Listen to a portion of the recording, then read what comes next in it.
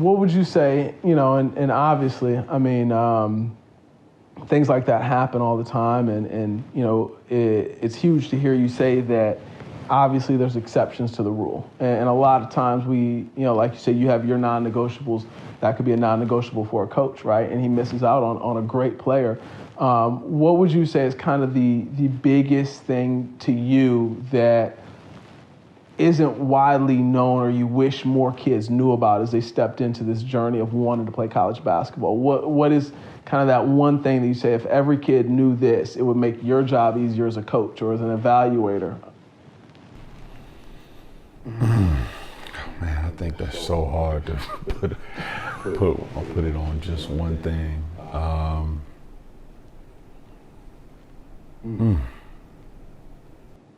I knew I was going to stump you. That's tough.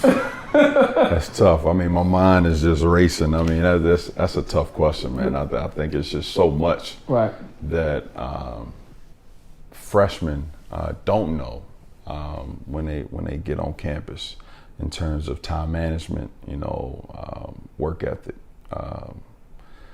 Through the process, you have so many coaches that, and I've been fortunate not to be a part of this, but promise kids that they're going to start and promise kids, certain amount of minutes played, and nothing in life is given. Anything worth having is worth work. You're going to have to work for it. And so,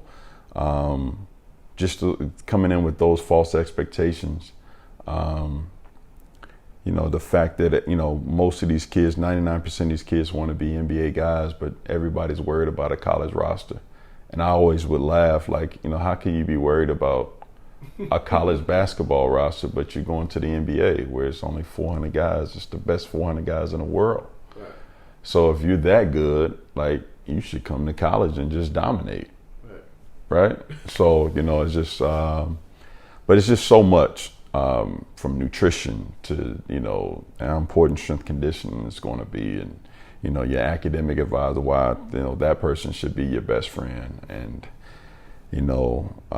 social media, just how you could build your brand on social media or destroy your brand on social media.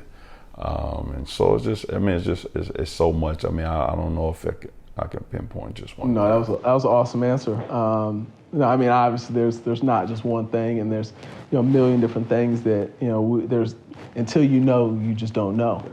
And I think that a lot of times, a lot of student athletes are ill prepared for that next step, or ill prepared for that next situation. You touched on social media. How important is that for you as you're recruiting a student athlete? Their outward perception on social media and the things that they're putting out and the things that they're retweeting, or nowadays a retweet is almost like an endorsement. So how important is that for you as a coach when you're recruiting a player? I think it's extremely important. The staffs that I've been fortunate to work for, we would always try to follow our recruits, but also follow the parents, and again, follow their coaches and people that were heavily involved in their lives, just so we can get a better feel as to who they really were, as people, because everybody's going to put their best foot forward. They want to be recruited, they want to get a scholarship offer, but a lot of times, man, people will tend to let their guard down, unfortunately, on social media, and make a lot of bad choices and bad decisions. And so, just having the opportunity to be on some staffs where, that understand the importance of mentorship. I think, we've done a good job of educating our kids on the importance of social media and how to use it to benefit you as an individual. So obviously, you've been a part of some amazing staffs. You've been a part of, you've done John Lucas's events. We talked about that a little bit. What are some of the key places that a student athlete, or not just a student athlete, but a basketball player, and a basketball player that wants to compete at a high level, where are some of the key places they can find resources or find education, or some of the things that they need to be involved in at an early period in time that can help them along this journey that you know of? Well, I'm biased. I work with John Lucas for a year as his national scouting director. But Obviously, man, he's a great pioneer in our game of basketball and has a wealth of knowledge, and he's done a phenomenal job, with his camps and his branding and done an unbelievable job educating parents throughout the process with the NBA Top 100 camp and other forums that he has.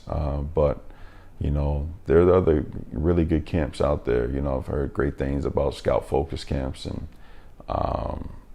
obviously the various camps that the shoe companies have. A lot of those camps are only for the top prospects, but I think it's just important to get into, tap into camps that are going to be able to help you from a skill development standpoint, but also give you information on, the recruiting process if you can.